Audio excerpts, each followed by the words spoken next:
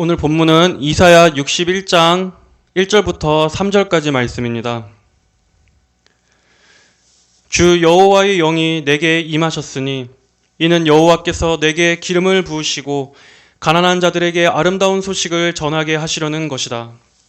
주께서 나를 보내셔서 마음이 상한 자를 싸매며 포로된 자에게 자유를, 갇힌 자에게 노임을 선포하고 여호와의 은혜의 해와 우리 하나님의 복수의 날을 선포하며 애곡하는 모든 자들을 위로하게 하시고 시온에 슬퍼하는 자들에게 제 대신 화관을, 슬픔 대신 기쁨의 기름을, 좌절감 대신 찬송의 옷을 주게 하시니 그들이 여호와께서 자기 영광을 나타내시려고 심으신 의의 나무들이라 불릴 것이다. 아멘. 오늘 본문은 예수님께서 이 땅에 오시기 약 700년 전에 사역했던 이사야 선지자를 통해 선포된 메시지입니다. 이사야는 여기서 장차 하나님께서 보내실 메시아가 이 땅에 임하셔서 그가 행하실 일들에 대해 미리 예언하고 있습니다. 메시아는 구원자라는 뜻입니다. 이스라엘 백성들은 구원자를 기다렸습니다. 여러 강대국들 사이에서 겪는 여러 압제와 민족적인 혼란 속에서 자신들을 구원해줄 평화의 왕을 기다렸습니다. 또 죄사함을 얻기 위해서 수많은 짐승들을 제물로 바쳐야 했던 성전의 제사가 아닌 완전하고도 영원한 죄사함을 가져다줄 메시아를 기다렸습니다. 이렇게 그들은 저마다 각자가 생각했던 메시아를 기다렸지만 멀리 희미하게만 바라볼 뿐 그 메시아가 정확히 어떤 존재인지는 알 수 없었습니다. 그런 그들에게 이사야 선지자는 하나님의 영에 감동하여 장차 오셔서 그들을 구원하실 메시아에 대한 예언을 합니다. 이 예언은 구약의 여러 예언들 가운데서도 가장 위대하고 아름답게 빛나는 예언입니다. 그리고 우리는 이 예언의 성취를 신약에서 발견하게 됩니다.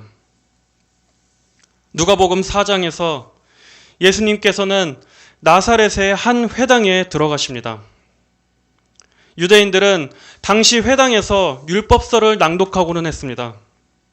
예수님께서는 그들 앞에 서셔서 구약의 한 본문을 읽으시고 예수님 자신이 그 예언의 성취이심을 선언하십니다. 누가복음 4장 16절 이하의 말씀입니다. 예수께서 자신이 자라난 나사렛에 가셔서 늘 하시던 대로 안식일에 회당에 들어가 성경을 읽으려고 일어나시자 선지자 이사야의 책을 들이니 그 책을 펴서 이렇게 기록된 곳을 찾으셨다. 주님의 영이 내게 임하셨으니 주께서 내게 기름을 부으셔서 가난한 자들에게 복음을 전하도록 하셨다. 주께서 나를 보내셔서 포로들에게 자유를, 맹인들에게 다시 보게 됨을 선포하고 억눌린 자들을 자유롭게 하며 주님의 은혜의 해를 선포하게 하셨다. 예수께서 책을 덮어 시중드는 자에게 돌려주고 앉으시니 회당에 있는 모든 이들의 시선이 그분께 집중되었다. 그러자 예수께서 그들에게 말씀하기 시작하여 오늘 이 성경이 너희가 듣는 가운데 성취되었다 라고 하시니 예수님께서는 이사야가 예언한 그 예언의 주인공이 바로 예수님 자신이심을 말씀하십니다. 이사야의 이 예언이 오늘 너희 가운데 성취되었다. 이것은 위대한 선언입니다. 예수님 자신이 구약의 백성들이 그토록 기다리고 고대하던 메시아이심을 말씀하시는 순간입니다. 예수님께서는 우리를 구원하시기 위해 하나님께서 보내신 메시아로서 오셨습니다. 인간을 구원하시기 위해 하늘 보좌에서 내려와 인간의 몸을 입으시고 죄인을 구원하시기 위해 죄인의 신분이 되셨습니다. 그분은 우리 각자의 죄를 제거해 주시기 위해서 십자가에서 죄인인 우리가 받아야 할 형벌을 대신 받으셨습니다.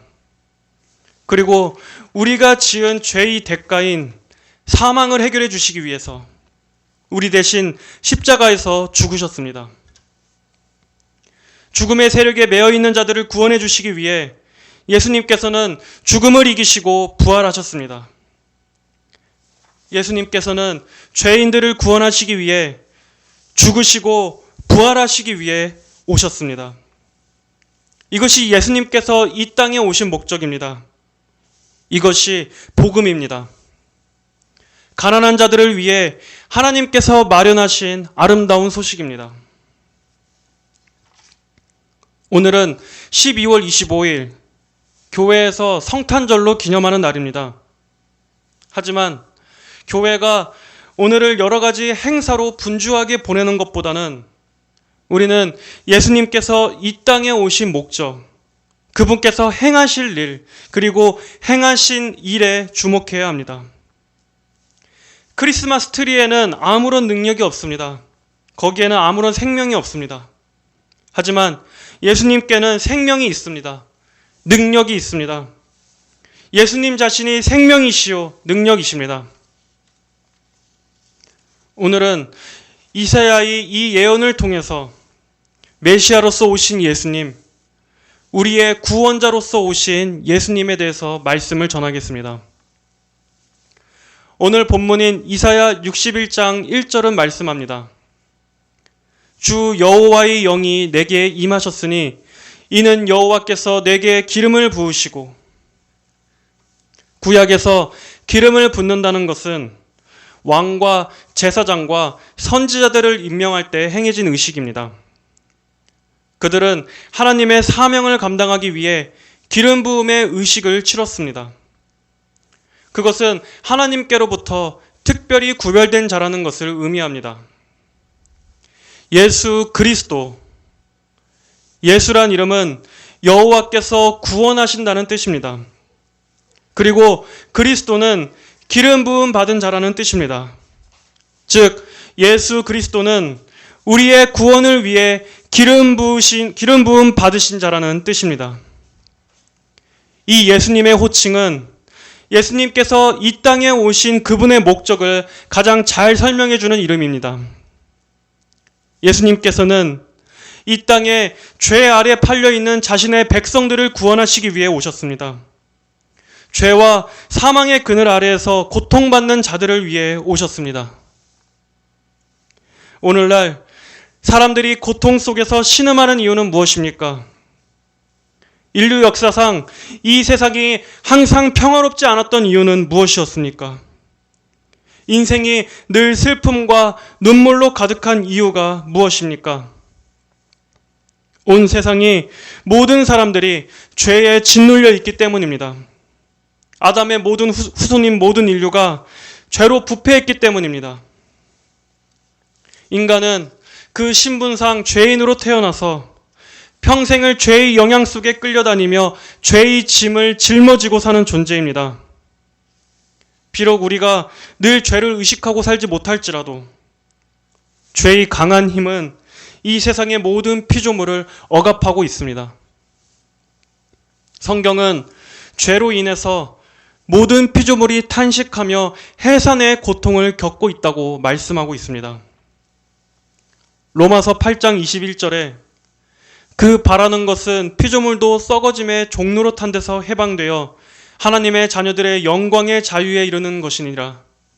피조물이 다 이제까지 함께 탄식하며 함께 고통을 겪고 있는 것을 우리가 아느니라. 세상은 구원자를 기다려왔습니다. 오늘날의 이 세상 역시 구원자를 기다립니다. 그러나 성경은 2000년 전에 오신 예수님께서 십자가에 달려 죽으신 그분께서 바로 우리가 그토록 바라는 온 세상의 구원자이심을 말씀합니다. 하나님께서는 죄인들을 구원하시기 위해, 바로 우리의 구원을 위해 기름 부음 받으신 예수님을 이 땅에 보내주셨습니다. 그분은 하나님의 아들이시며 하나님과 죄인 사이를 화목하게 해줄 중보자로서 보냄을 받으셨습니다. 구약의 모든 예언들과 제도들이 가리키고 있는 한 방향은 예수님께 향하여 있습니다. 예수님께서는 구약의 모든 예언을 성취하신 분이십니다. 예수님은 우리의 왕과 선지자와 제사장으로서 오셨습니다. 구약의 모든 왕들은 온전하지 못했습니다. 그들은 때때로 불순종하고 실패하기도 했습니다. 그들은 장차 오실 완전한 왕에 대한 그림자였을 뿐입니다. 그러나 예수님께서는 온전한 왕의 실체로 오셨습니다.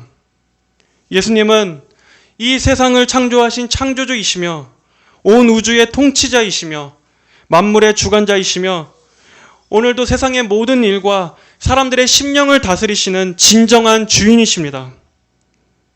예수님은 온 땅의 왕이십니다. 그분은 창조주이시며 우리의 왕이십니다. 골로새서 1장 15절 16절에 그분은 보이지 않는 하나님의 형상이시며 모든 피조물보다 먼저 나신 이시다. 이는 하늘과 땅에 있는 모든 것들, 곧 보이는 것들과 보이지 않는 것들, 보좌들과 주권들과 통치들과 권세들이 그 안에서 창조되었기 때문이다.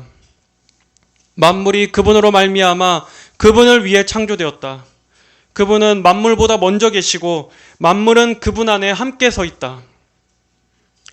요한계시록 1장 5절 신실한 증인이시오 죽은 자 가운데서 처음 나신 분이시며 땅의 왕들의 왕이신 예수 그리스도께로부터 오는 은혜와 평강이 너희에게 있을지어다.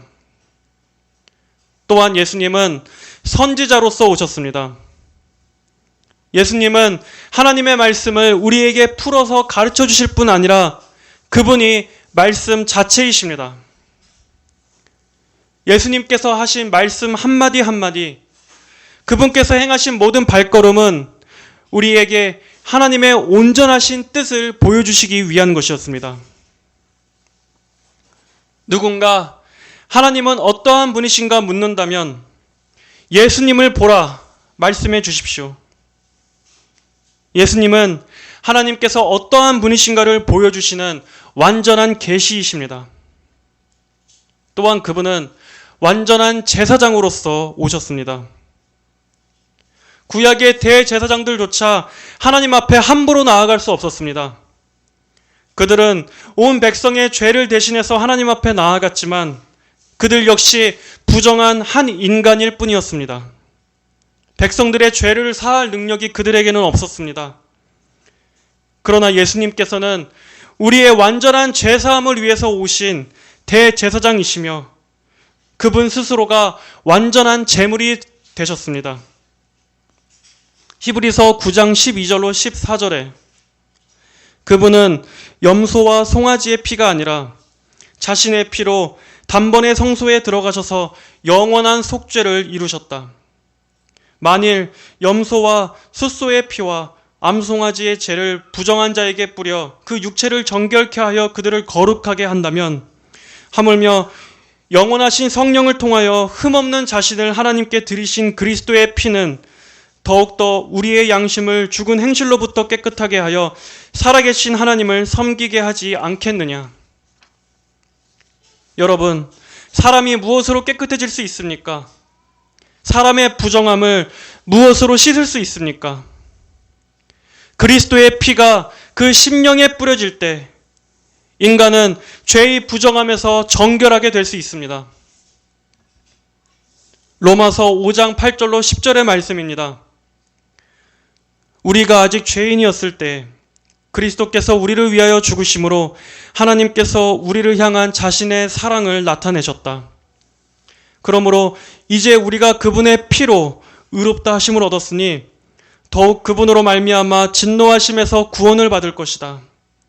우리가 원수 되었을 때 그분의 아들의 죽으심으로 말미암아 하나님과 화목하게 되었으니 화목하게 된 우리는 더욱 그분의 생명으로 말미암아 구원을 받을 것이다. 삶이 더럽고 진창 속에 있는 것은 죄가 우리의 삶 깊숙이 침투해서 모든 것을 더럽히고 부패하게 만들기 때문입니다. 하지만 예수님의 피는 우리의 삶뿐만 아니라 우리의 더러워진 영혼을 정결하게 씻기는 능력이 있습니다. 그 피로 인해서 하나님과 죄인 사이는 화목을 이루었습니다. 예수님은 하나님께서 세우신 유일한 구원자이십니다. 다른 구원자는 없습니다.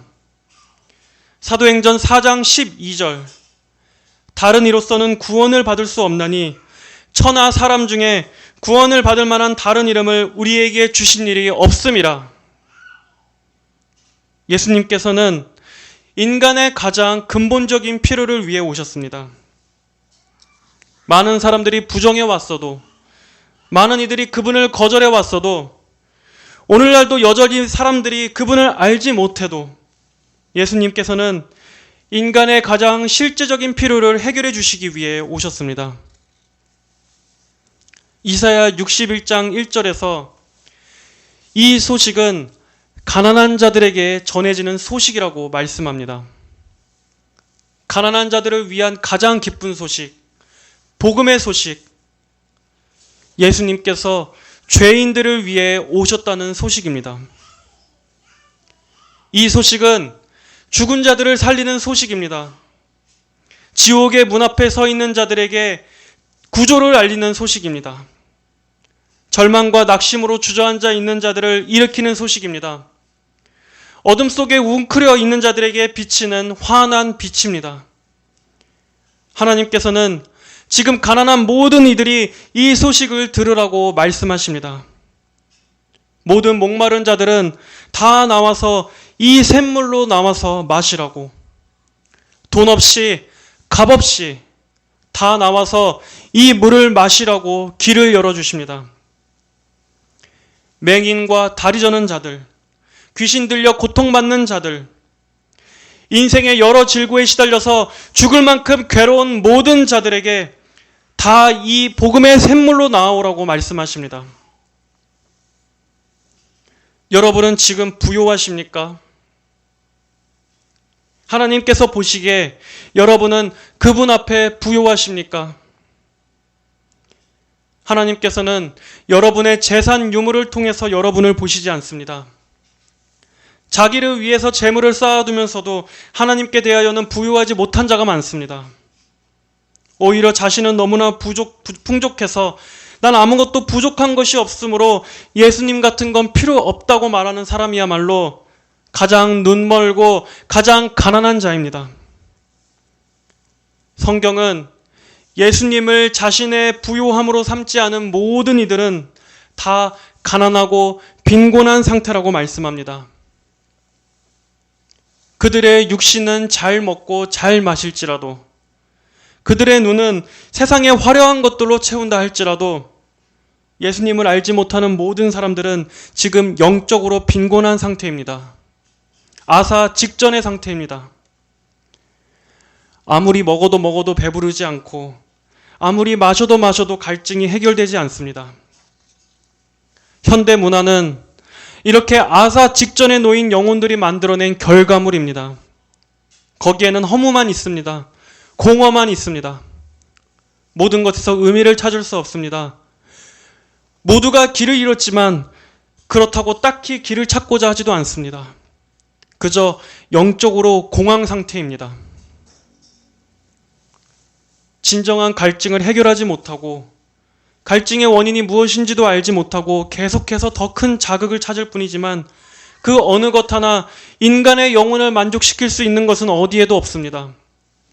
인간을 이루고 있는 본질인 영적 생명이 없기 때문입니다. 하지만 이런 것들은 죄의 결과일 뿐입니다. 그저 죄로 인한 증상에 불과합니다. 예수님께서는 근원을 고쳐주시기 위해서 오셨습니다. 예수님이 아니면 인간은 절대로 고쳐질 수 없습니다. 근원적인 굶주림과 목마름에서 벗어날 수 없습니다. 1절에 나오는 마음이 상한 자, 포로된 자, 갇힌 자는 모두 다 가난한 상태에 놓인 인간의 영혼을 묘사하는 표현들입니다. 하나님의 생명에서 멀어져 있는 인간의 존재는 어떤 존재입니까? 마음이 다 깨져 있습니다. 죄에 포로되어 있습니다. 억눌리고 갇혀 있습니다. 죄의 세력에 눌려서 이 세상이 강한 죄의 힘에 눌려서 이 세상이 이토록 어둠이 가득한 것입니다. 이것이 하나님과 원수의 상태에 있는 인간의 모든 실제 상태입니다. 반드시 몰아내야 됩니다. 여기서 해방되어야 합니다. 하지만 어떻게 벗어날 수 있습니까? 아무리 해보려고 해도 안 됩니다. 죄와 저주, 죽음의 공포, 인생의 그늘, 어둠, 그리고 비참하게 맞게 될 하나님의 두려운 심판, 여기에서 어떻게 벗어날 수 있습니까? 구원이 어디에 있습니까? 여러분, 예수님이 오셨습니다. 하나님 우리를 버리지 않으시고 그 아들을 보내주셔서 지금 살라고 구원의 길을 베풀어 주셨습니다. 이 죄인들을 건져주시기 위해서 그 아들을 십자가에 몸짓고 피 흘리게 하셔서 이 생명의 소식 듣고 살라고 독생자를 보내주셨습니다. 예수님은 마음이 다 깨져 있는 자들을 붕대로 싸매주시고 묶어주시기 위해서 오셨습니다. 인생이 다 끝장나고 파탄나 있는 영혼들을 싸매주셔서 다시금 새 생명 주시기 위해서 오셨습니다.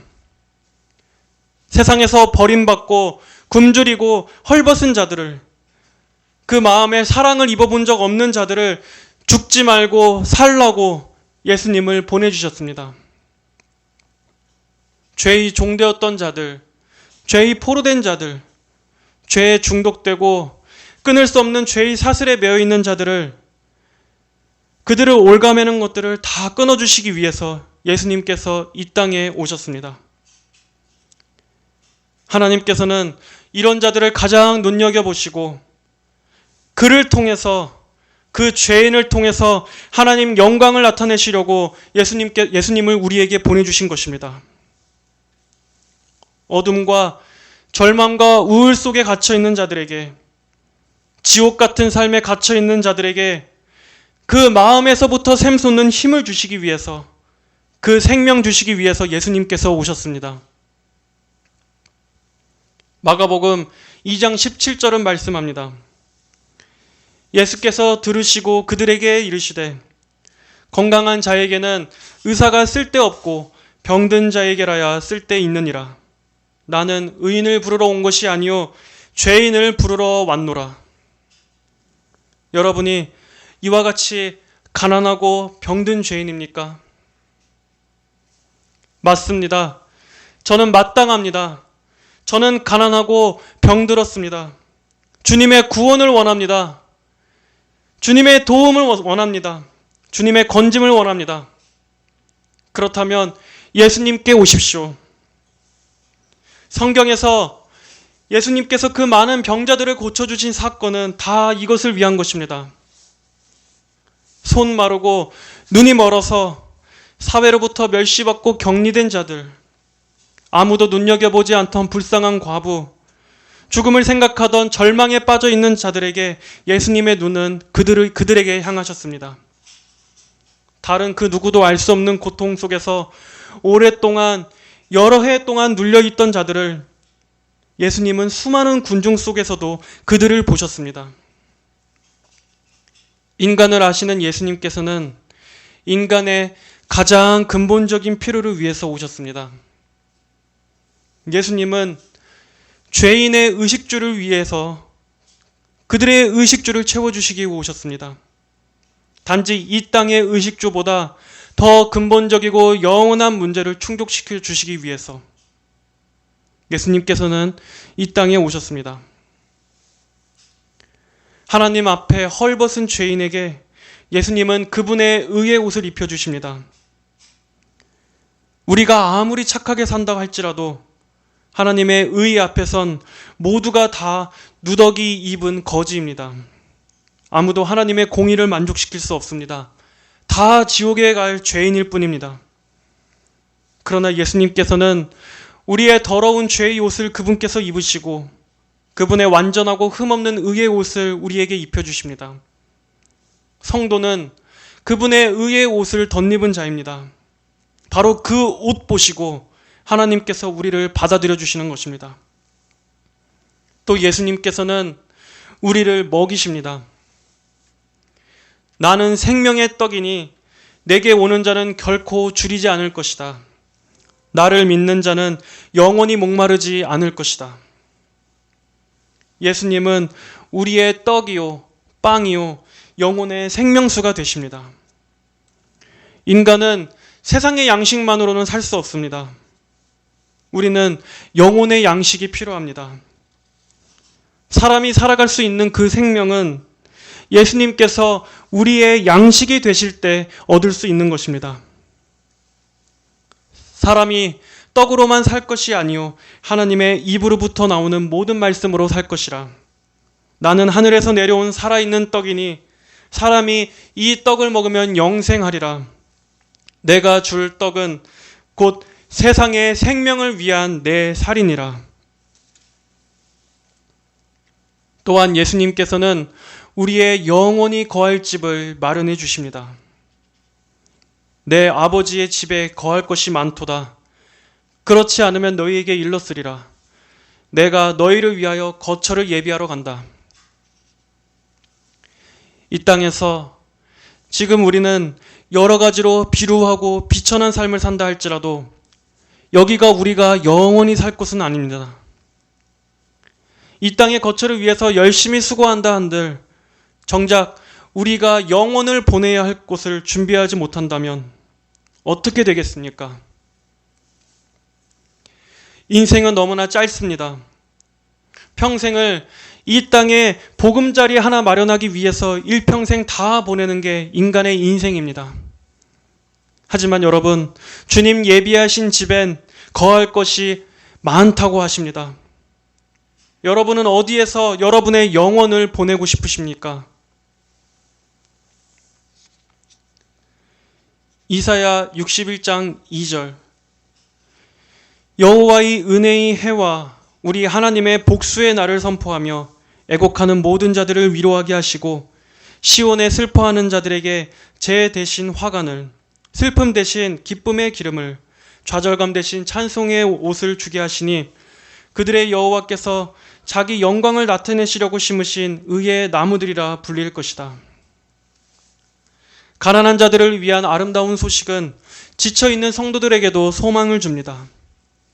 시온에 슬퍼하는 자들, 즉 성도들은 반드시 승리하게 될 것입니다. 하나님께서 우리의 대적, 원수 마귀에게 복수해 주실 것이기 때문입니다.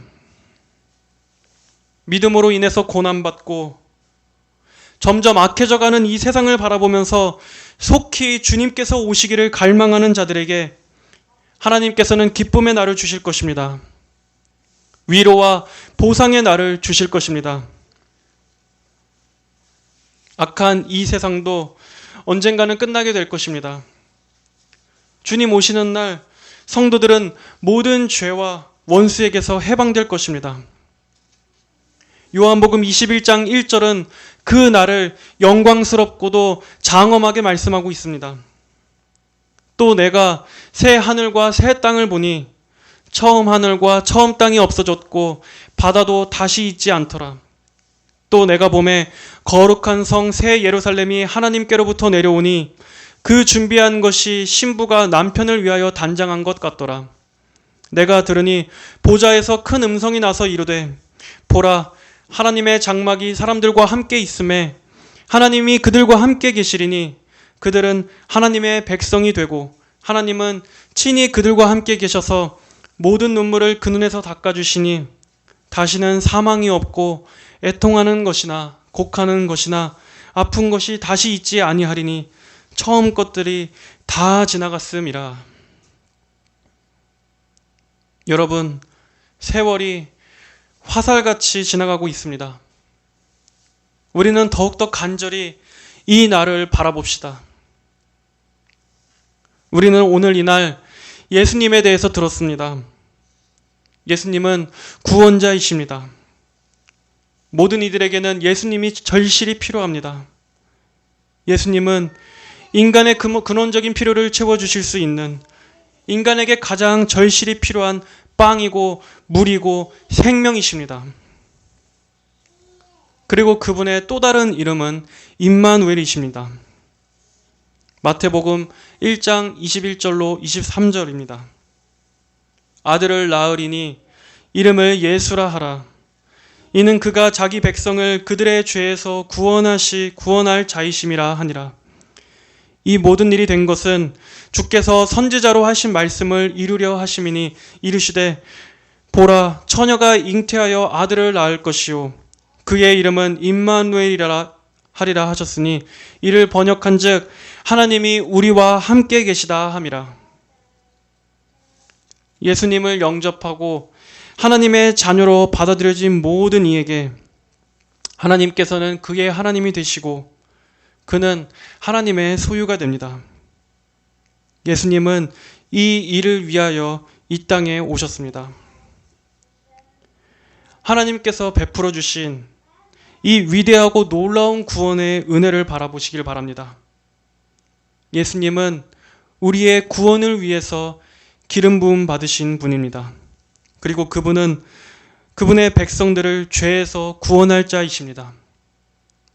모든 성도 여러분들, 믿음으로 이 예수님을 영접하시고 이 예수님을 기뻐하시며 주님 가난한 자들에게 베풀어 주신 이 아름다운 소식을 찬송하는 모든 성도 여러분들이 되시기를 주의 이름으로 축복합니다. 기도하시겠습니다. 고맙고 감사하신 하나님, 은혜가 풍성하신 하나님 아버지 감사합니다. 저희에게 예수 그리스도를 보내주심을 감사합니다. 예수님께서 우리의 보물이시고 또 우리의 모든 생명은 오직 주께만 있음을 고백합니다. 아버지 하나님, 오늘도 이 땅에 수많은 굶주리고 헐벗은 모든 자들이, 그 목마른 모든 자들이 예수님을 믿고 거듭나서 그들이 다시는 목마르지 않고 다시는 흑암 속에서 더듬으며 방황하지 않고 밝은 빛 가운데 영생길을 다 걸어갈 수 있도록 은혜 베풀어 주시옵소서. 세상은 점점 더 어둡고 혼탁해져 가도 언제나 십자가의 그 영광스러운 복음이 널리 선포되게 하시고 이를 통해서 많은 이들이 죄사함 받아 구원을 얻을 수 있도록 은혜를 베풀어 주시옵소서. 감사드리며 살아계신 우리 주 예수 그리스도의 이름으로 기도드립니다. 아멘.